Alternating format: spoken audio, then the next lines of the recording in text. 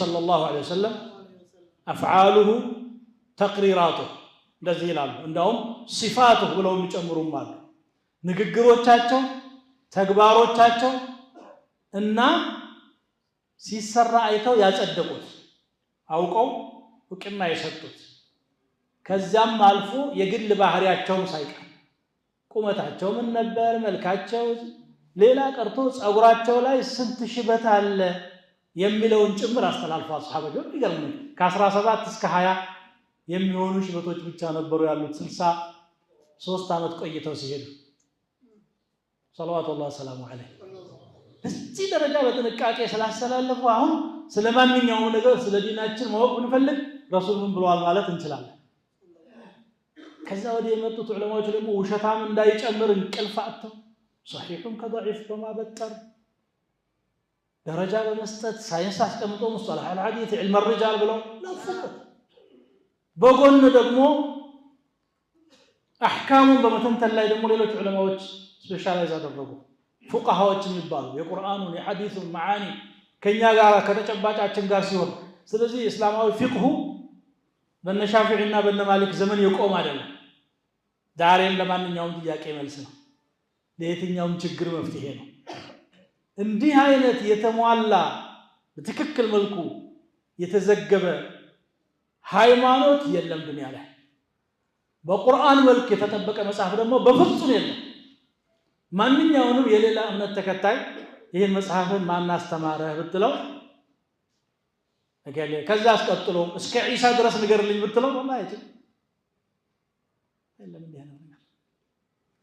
እኛ ዘንድ ቁርአን ከማን እስከማን በየትኛው ሪዋያ እንደተቀራ بالضبط ተጠብቆ ተገኝቷል።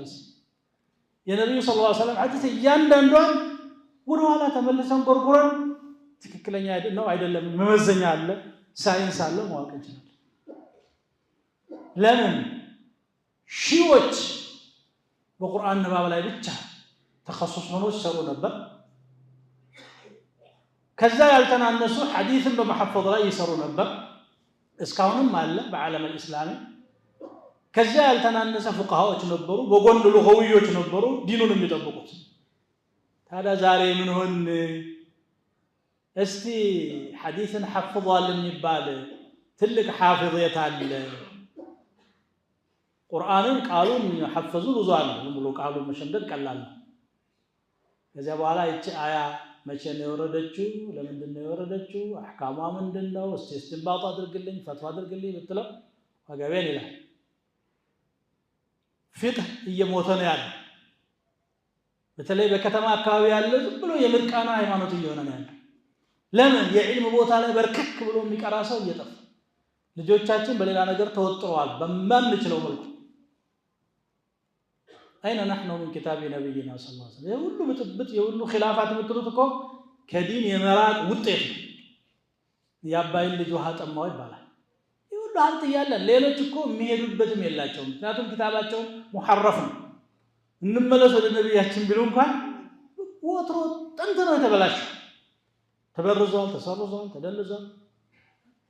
አማ ነሕኑ ፈነብዑ ሳፊ መውጁድ፣ ንጹሑ ምንጭ መካከላችን አለ። ስለዚህ እድሜን የሚወት ነው ግርግ ወንዱ የምናገረው። ልክ የቁርአን ሐፊዞች እንደምናየው የሐዲስ ሐፊዞችን ማየት እመኛለሁ።